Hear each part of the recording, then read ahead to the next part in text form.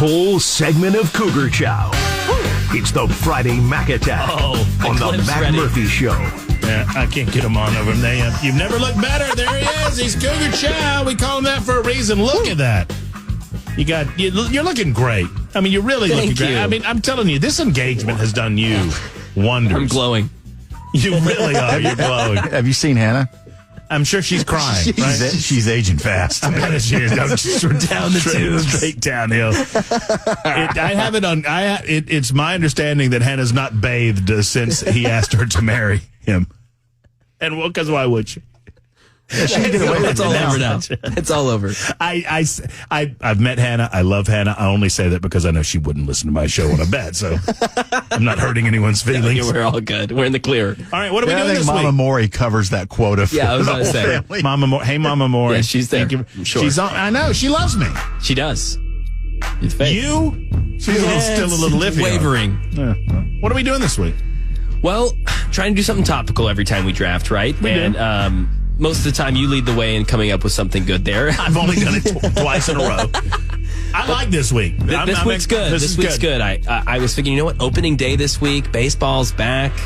I like baseball. Like baseball, right? It just, there's something in the air, right? When you go to a baseball game, when baseball's back, people are talking about it. Spring's here. Yes. Summer's coming. Yes, exactly. Right around the corner. Baseball's going to last until next. I mean, it lasts too long. Way too long. But whatever. But we're at the beginning, so it's fresh. Right. It's like nice here. And then when all other sports end, somewhere around July 4th, it has a little resurgence for me. Resurgence. Yeah. Right. And then I'm out.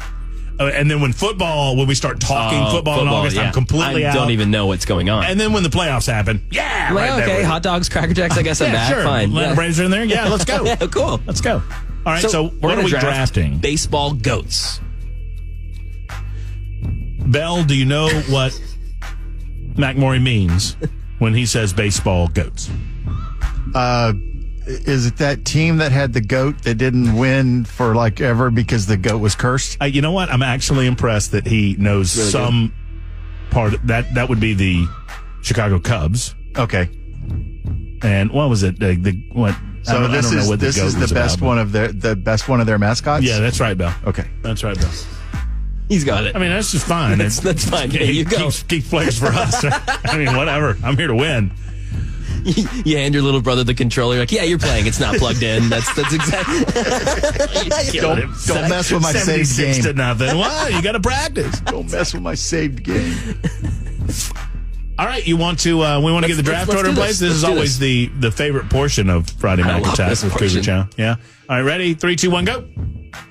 Okay. All right, 3, 2, 1, go. All right, 3, 2, 1, go. Yes. Yes. That was a mind game. It's so dumb. Bell, what do I got? You're shooting me a bird behind there. I am not. Oh, okay. That's 2 fingers. All right. All right, so the draft order has been set. For those of you not watching on Super Talk TV, the draft order is as follows. Mac Maury, Matt Murphy, Bell K. I don't know how I feel as general manager here. Going behind you. I don't like it. I don't like it at all. And I think, is there a consensus number one? Or am I correct? Okay. There's no question. Okay, good. Because that's the way I was thinking about it. You know more about baseball than this is a sport where I'd give you the go ahead here. Yeah. Baseball is not my expertise.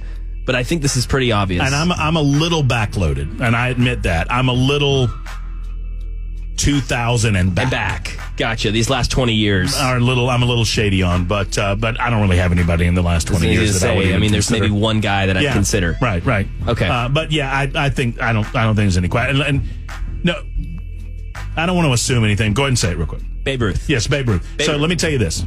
In anticipation of this conversation, 10 years. Oh, I love this. Yes. 94 and 46 with a 2.28 ERA. Wow. 107 complete games, 17 shutouts. Wow. That's Babe Ruth as a pitcher. Yeah. As a pitcher. That's not counting what he was doing offensively. I don't know that you get in the hall with those pitching numbers, but you sure as hell get in the hall and you're the greatest of all time with the batting numbers.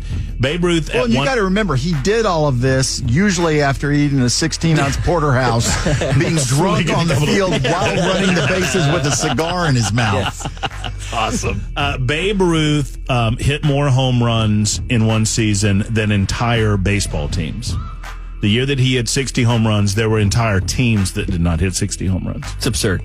It's crazy. So, you can only say this about so many players. Yeah. In any sport. Yes. He completely changed the game. And he's still an outlier in so many categories. So good. So good. And then there's the myth of the guy. I mean, they've got one photo of the called shot, and I love it. I don't care if it's true or not. But the pitcher threw him one, and he hit the foul ball, and then he threw him one real tight against his chin. And Babe Ruth looked at him, and he pointed the bat to the center field. And the next pitch, he sent it to center field. Come on, man! Yes. You're calling your shot? Woo! Babe Ruth. Okay, you suck. Thought that was consensus. All right, good. Which leads me, it puts me in a difficult position because now we're opening the topic up to about 10 players. Yep. Now it's wide open. But I can't do anything but go Hank Aaron. I mean, Hank Aaron revitalized baseball. I mean, he brought baseball to the South. Incredible hitter, obviously the greatest of all time in terms of home runs, in my opinion, because there's not the stench of steroids. And I get statistics are statistics, but it is what it is. So I'm going with Hank Aaron as my number one selection. Love that. In this, and he was an Atlanta Brave. I remember being in our living room watching him at the time. You remember seeing that? Yeah, I was probably 8 or 9. And the greatest home run hitter of all time is Henry Aaron. And I was really confused because my mother said something to the effect of he hit the one he wanted to hit. I'm like, I thought he was trying to break a record. He just needed to hit one to break the record. He was tied, so this is the tiebreaker. But I watched him do it. I have that memory burned into my head. Incredible. 715, Atlanta Fulton County Stadium. Yep. And I forget, I used to know who he hit it off of. That poor fella. And then the guy that ran around and he had death threats. I mean, there were, wow. I mean, this was sadly in an era where racial issues were, and people didn't want a black man beating a white man's record. And so these idiot racists were sending him death threats. I mean, he literally had to deal with that. He had to deal with that standing in the field. That people were sending him notes saying, we're going to kill you. Wow. If you break this record. Over a baseball game. Over a so stupid. So, Henry Aaron. Bell, your selection, sir. The pick's in. I think the pick's in. Okay, Commissioner says the pick's in. I don't really know baseball itself that well, but I do sort of know broadcasting. So I'm going to bend the rules a little bit. Here we go. I kind of like this. I'm going to go Harry Carey. I kind of like that. I love that. I like that. I wish I would have thought of it. Baseball, I'm jealous. I mean, the man said baseball goats. I said baseball goats. Yeah. That's all I said. And who is a greater goat from an announcing standpoint? Harry Carey. I'm impressed. Bill. That's actually pretty good. That was awesome. It's going to make me think about my third round pick because I already have my second round pick locked and loaded. But now I'm switching my draft strategy. You mentioned. And by the way, Harry Carey was so much of an. Didn't he? Am I remembering this right? He called games for the White Sox and then moved across town and called games for the Cubs. And someone fact checked me on that. Harry Carey was so good, and I think he started with the Cardinals or something, but he was at the White Sox, and then the Cubs bought him out and brought him over. Come over here. I think my memory's right in that. So good. Oh, it's awesome. A 1, 2. Man, you're too young. You need to go back.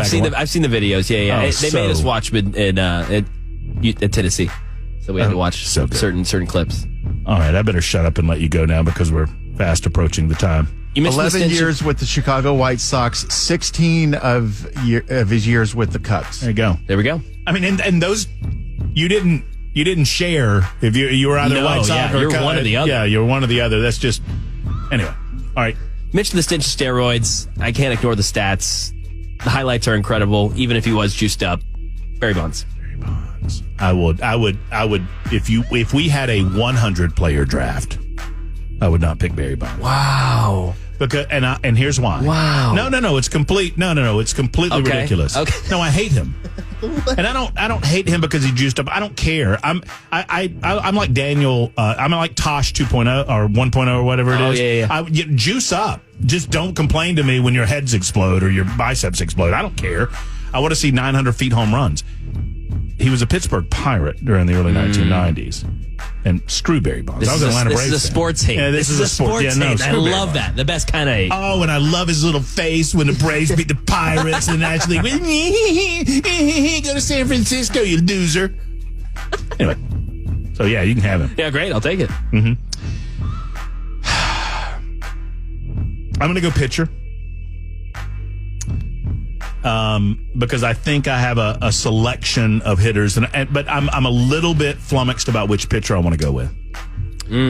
I got a fastball guy, I got a speed guy, but I'm going to go with, you know what? Call it a homer pick if you will. I think he is one of the greatest pitchers of all time. I think he is most certainly, even with Nolan and Randy and Pedro, I mean, throw anybody you want at me, Greg Maddux is my number 2 selection. Back in the day, Greg Maddux, in an era where you had Greg Maddux had unbelievable numbers in his time in Chicago. They got even better when he was in Atlanta. I want to say he's the last pitcher with a 1-point-something ERA. I know he had a 2.0 something with 19 wins. 19 wins, 2 losses, and 12 no decisions. This was like in 94.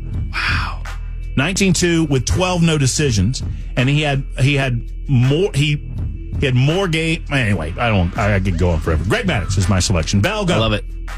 All right, I'm going to stick with my theme, and I'm going to go because I remember seeing his face so often as a kid, and I'm going to go with Joe Garagiola. Oh, yeah, sure. Joe G? Yeah. He was great, okay player, but a great announcer. Yeah, as an announcer. He's going announcers. He's unfamiliar with it. Yeah, I like draft. that. That's fine. That's Joe G. He was on, he did Saturday baseball forever. Oh, okay. Gotcha. Back in the day. Before my time. It was very, very common to see him on TV in the late 70s, early 80s. Mm-hmm. I'm going to go that route because I like this route. All right. Y'all just keep going. I'm going to continue to draft players. And I think the art of done play-by-play for many years. Baseball is an art. It is doing play-by-play for baseball is so much fun. There's so much time. There's so much freedom. So many ways you can go. And that's why I have to go with, I think, the GOAT baseball announcer. I'm going to go with Vin Scully. Vin Scully's so good. So, Vin Scully, I think, is the last human being on earth that will ever command a booth by himself. I agree. And Vin Scully could keep your attention. Yeah. If you've ever listened to a game that Vin Scully was calling, he could tell stories, he could weave stories, and did it for so long. Yeah, that's good. That's good. Vin Scully's good.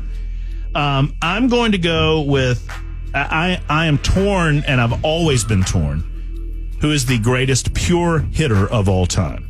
Not talking power, not talking home runs. I'm talking you're going to put bat to ball, and you're going to get said ball somewhere where the players ain't and get on first base. And I'm torn between 2 players. One's more modern and one's a little behind time.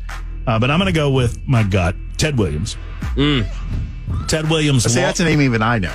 Ted Williams lost 2 years. Ted Williams was not only a great baseball player, he was a great American. He lost multiple years to wars. He volunteered, did not have to go to war, decided to go to war, lost 2 years in his prime. The last man to bat over 400, obviously. Batted 406. Could have sat, this is a great story about Ted Williams. Doubleheader, last day of the season. He was batting 401. His manager went to him. The Boston Red Sox were going to the playoffs. Manager told him, and it was a big deal to bat 400. Over 400. And he said, Teddy. Still is. He said, Teddy, Yeah. he said, you can sit. And he said, I'm not sitting.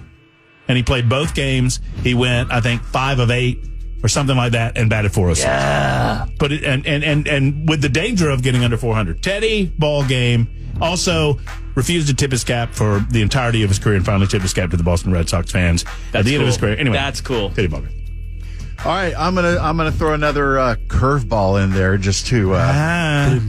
But you know when you're known as a great player and you tapped Marilyn Monroe, Joe DiMaggio. Joe DiMaggio. This has been, I'm not suggesting the Bell's winning or anything. This has been one of your better drafts. Easily. And I thought you were lost. I thought it was over. I mean, the Marilyn Monroe pull alone. And oh, by the way, real quick, Mr. Coffee over there, Joe D, after Marilyn Monroe died, for every year that he lived, every week of his life, for the rest of his life, he took flowers to Marilyn Monroe's grave. Wow. Absolute truth. Now that's pretty cool. All right, once again, I'm the big winner of the draft. This was a good one. Once again, you're deluding yourself. I mean, we could have we could have gone Ty Cobb, we could have gone Tony Gwynn, we could have gone Nolan Ryan. I mean, Willie Mays. I was going to say Willie Mays. Willie Mays did not make the draft. Willie Mays. Tug McGraw. Sure. That's Tim's dad, right? Yeah, exactly. That is Tim's dad. Okay, let's all three hope and pray that Dan Mandis is not currently listening to the radio station. It's 2:29 on Super Talk.